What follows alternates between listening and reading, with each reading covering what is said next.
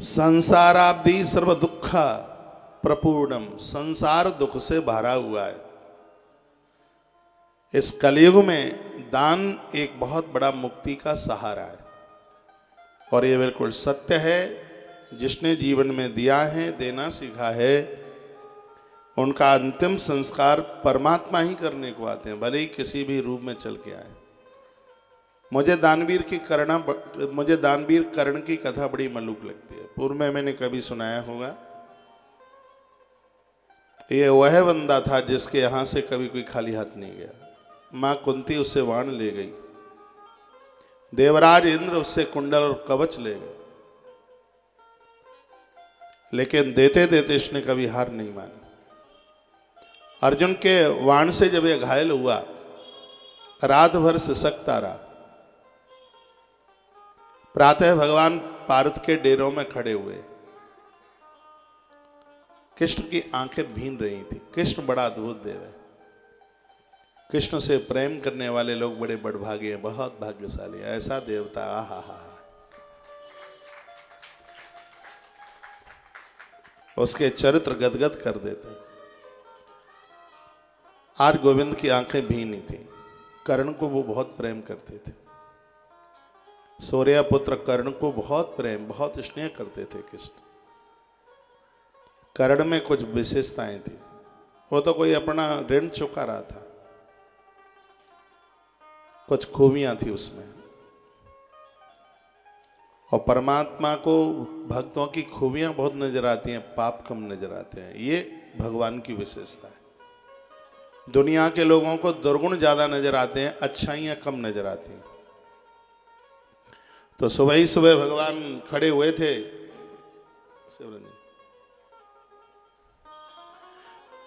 और मुख से यही शब्द निकला था, वाह दानवीर कर्ण, तुम्हारे न होने पर एक युग का अंत हो गया है। हे कर्ण, तुम जैसे योद्धा, तुम जैसे वीर कभी कभी इस धरा पर प्रकट पैदा होते हैं। भगवान के मुख से ये शब्द अर्जुन ने सुना। अर्जुन ने कहा, भगवान कल तक तो नहीं बोल रहे थे बात आप। भगवान बोले, आदमी जिंदा रहता है तब ये संसार उसकी पहचान ही कहां कर पाता है। पहचान तो उसके ना होने पर लोग करते हैं। अर्जुन, कर्ण बहुत बड़ा वीर, बहुत बड़ा दानी, उसके यहां से कभी कोई खाली हाथ नहीं गया।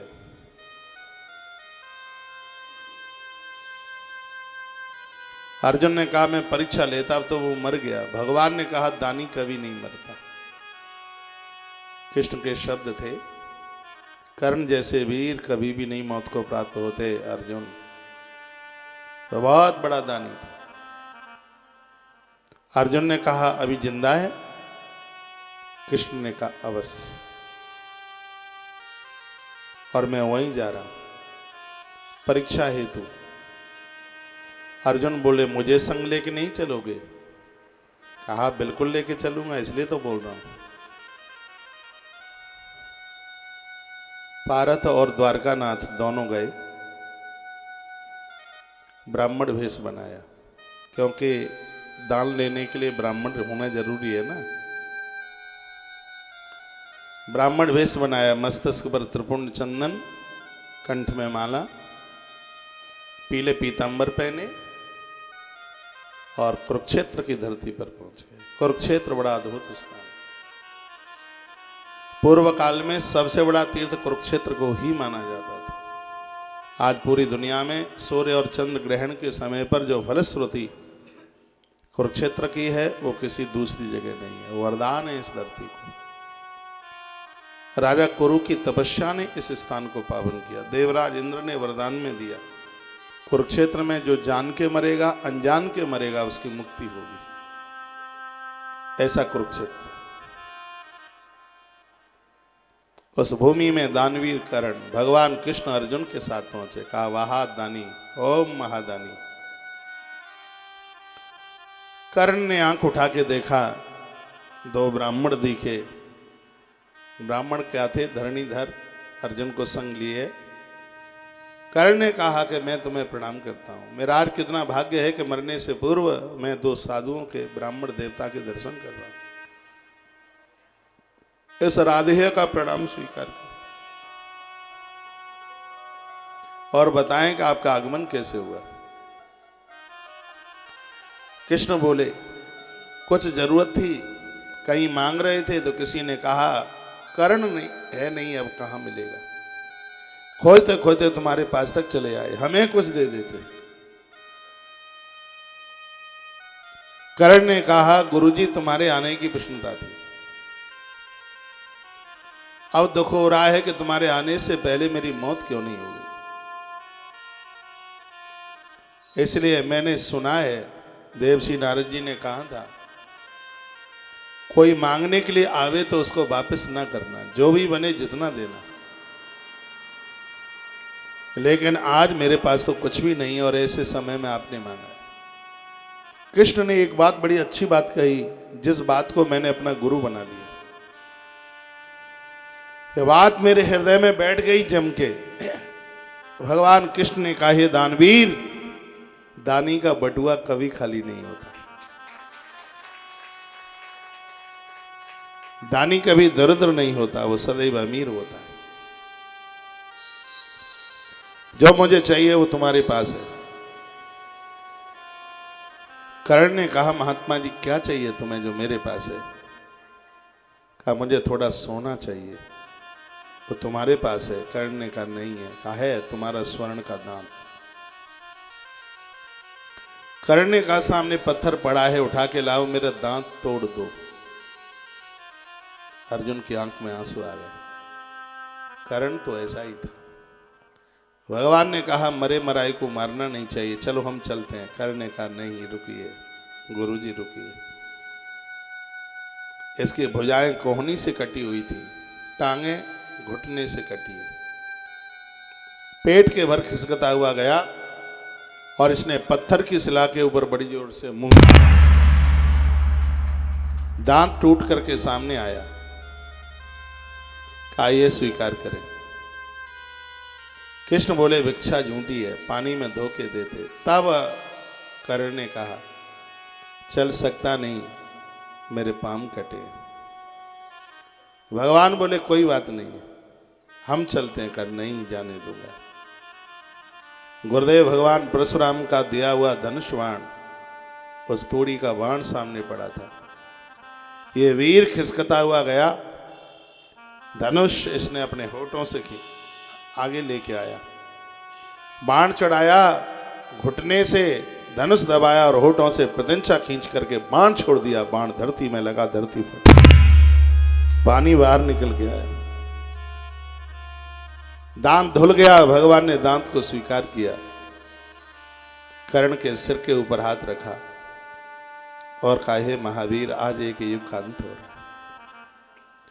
तुम जैसे वीर कभी कभी इस धरती पर आके पैदा होते हैं। कर्ण तुमने दानियों की महिमा बढ़ा दी है। कर्ण ऊपर आकाश, नीचे धरती रहेगी। दानियों में हे सूरवीर, तुम्हारा नाम रहेगा। मैं तुम्हारे ऊपर अति प्रसन्न हूं, क्या तुम मुझसे कुछ मांगोगे नहीं? जब कर्ण ने सुना कि मांगोगे नहीं, तो मन में आया कि जो मुझसे मांग रहा था और मुझे देने की बात करता है,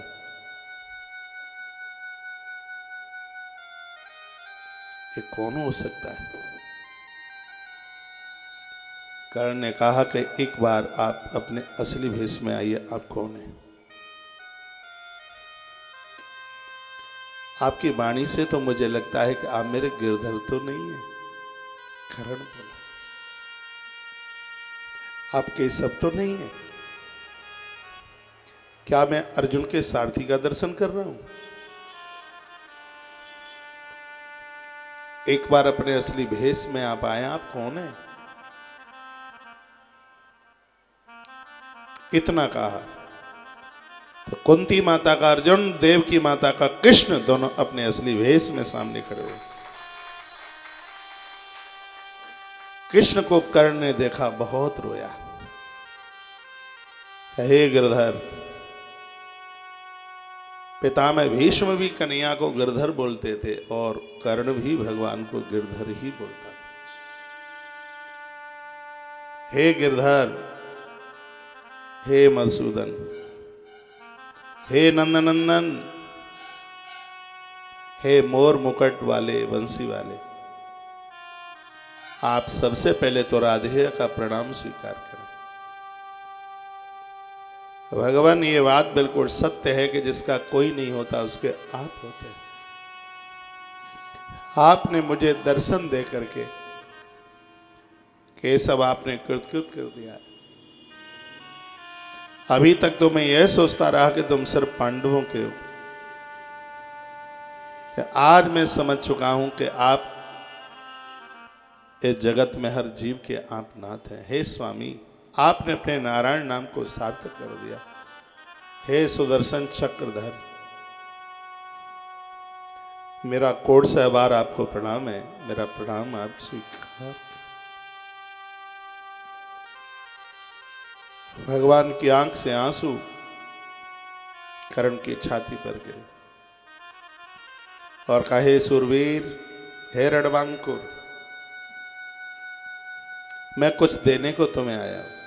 तुम दानी हो, महादानी हो, मांग लो क्या चाहिए। जो मांगोगे आज वही पाओगे। कर्ण रो पड़ा। हे श्याम सुंदर, आपका दर्शन हो गया, अब किसी को क्या चाहिए। मंजिल मिलने पर पांव रुक जाते हैं, आगे नहीं जाते। मेरी मंजिल आपके चरणों तक थी, वो मुझे मिल गई, अब क्या चाहिए। बस कुछ नहीं, केशव भोला मन देना। भगवान कृष्ण कहते हैं,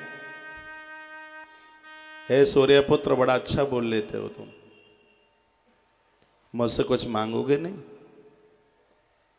कर्ण ने कहा था, सरकार रात भर से पड़ा हूं, यही सोचता सोचता अनाथ हूं, कोई तो नहीं है मेरा, कौन करेगा मेरा अंतिम संस्कार। मधुसूदन, आपके हाथ से मेरा अंतिम संस्कार हो जाए, मैं अपने आप को भाग्यशाली समझ लूंगा। भगवान ने कहा, ये तो तुम ना मांगते तो भी हो जाता, जिसने देना सीखा है उसका अंतिम संस्कार मेरे ही हाथ से होता है। भगवान ने, लेकिन तुमने ये कहा कि मेरा कोई नहीं है, बात समझ में नहीं आई। कुंती माता है तुम्हारी, 5 पांडव तुम्हारे भाई हैं। कर्ण ने कहा, केशव, ये आप जानते हैं, कुंती माता तो उस दिन भी मेरी मां थी जब गुरु द्रोणाचार्य के दरबार में कृपाचार्य ने मुझे सूत पुत्र कह करके पुकारा। मुझे सूत पुत्र कहा। क्या मेरी मां कुंती उस दिन उस सभा में नहीं बैठी थी? उसने एक भी बार मुझे ये नहीं, एक भी बार उसने उस समाज में ये नहीं कहा कि सूत पुत्र नहीं है, सूर्य पुत्र, यह राधेय नहीं है, कौन्तेय है। ये सब आपके अलावा कोई किसी का नहीं है। वह मां का फर्ज पूरा करती होती तो मेरे पास मिलने को वहां नहीं जाती जहां से मुझसे 5 बाण लेके आई। उसको पता था कि ये सूर्य का पुजारी है और उस समय कोई इसको जो भी मांगे ये मना नहीं करता। नहीं तो वह मेरे भवन में आती और मुझे कहती कि तू मेरा पुत्र है, चल मैं तुझे अपने घर लेकर के चलती हूं। वो तो अर्जुन की ढाल बन करके आई थी केशव। हे माधव, यह मुझे पता था कि दुर्योधन की पराजय, मेरी मृत्यु है, मुझे सब पता था। लेकिन हे केशव, जिस समय मुझे कोई मित्र कहने वाला नहीं था उस समय दुर्योधन ने मुझसे मित्र कहा और मैंने उसे वचन दिया था कि जिंदे जी मेरा सर्वस्व तेरे लिए होगा। लेकिन हे केशव, आज मैं बड़भागी हूं, भाग्यशाली हूं, आप मेरी आंखों के सामने मेरा अंतिम संस्कार आपके द्वारा हो। भगवान ने उसी समय अपने हाथ पर कर्ण को रखकर कृष्ण की आंखों से दिव्य ज्योत निकली, कर्ण का शरीर जल करके राख हो गया।